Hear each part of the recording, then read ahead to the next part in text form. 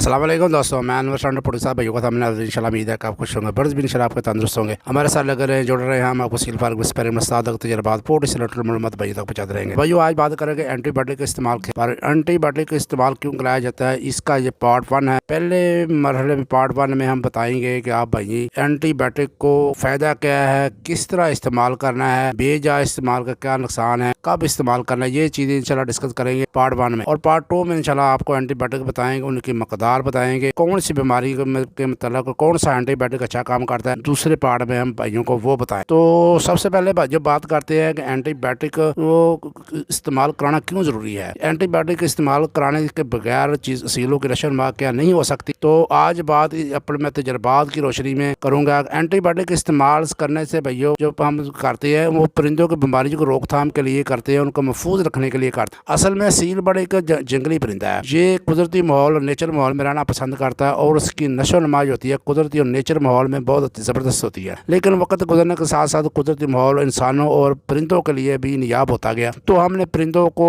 पिंजरों में डब्बों में बंद कर दिया है, तो इसलिए उनकी कुव्वत मुदाफ़ा जो है वो कम हो गई है। उनको बीमारियां जो होती हैं ज़्यादा अटैक करती हैं और बीमारियों की रोकथाम के करने के लिए हम अपने सीलों के अंदर जो है वो एंटीबायोटिक का इस्तेमाल कराते हैं। लेकिन कुछ भाई ऐसे होते हैं जो बेजा एंटीबायोटिक इस्तेमाल करते हैं और वो मकदार से ज़्यादा एंटीबायोटिक इस्तेमाल करते हैं, जिससे सीलों की नशो नुमा रुक जाती है, उनका हाजमा दुरुस्त नहीं रहता। तो जो सील मुर्गियाँ हैं अगर उनको एंटीबायोटिक गैर ज़रूरी इस्तेमाल करेंगे तो उनके गैर ज़रूरी एंटीबायोटिक इस्तेमाल करने से उनकी एग रेशियो वो कम हो जाती है और एग के अंदर जो फर्टिलिटी होती है, जो चूज़ा पैदा करने की सलाहियत होती है वो भी कम हो जाती है। तो चूज़ों की नशो नुमा भी रुक जाती है, उनका पोटा कमज़ोर हो जाता है, तो उनकी हड्डियों की नशो नुमा रुक जाती है, हड्डियाँ जो होती है कमज़ोर हो जाती हैं। तो जो ब्रीडर मुर्गे हैं भाइयों उनके स्पर्म में कमी आ जाती है, उनकी हड्डियाँ कमज़ोर हो जाती है, उनकी भूख में कमी वाक़ हो जाती है, उनका पोटा सुस्त हो जाता है, उनकी आँखों की चमक कम हो जाती है, उनके परों की शाइनिंग कम हो जाती है और उनका निज़ाम हज़म मुतासर होता है। एंटीबायोटिक के बेजा इस्तेमाल से उनका जिगर भी मुतासर होता है, उनकी कलगी का रंग या तो वाइट हो जाएगा या फिर काला हो जाएगा। तो एंटीबायोटिक का बेजा इस्तेमाल करने से उनकी बीट जो होती है वो पतली हो जाती है, बीट का मवाद और पानी अलग अलग हो जाता है, तो मुर्गा जो होता है डायरिया का शिकार हो जाता है। तो एंटीबायोटिक का इस्तेमाल कराने के साथ साथ कैल्शियम का ज़रूर इस्तेमाल किया करें। अगर एंटीबायोटिक इस्तेमाल करें तो साथ यानी कि कैल्शियम ज़रूर इस्तेमाल करनी चाहिए,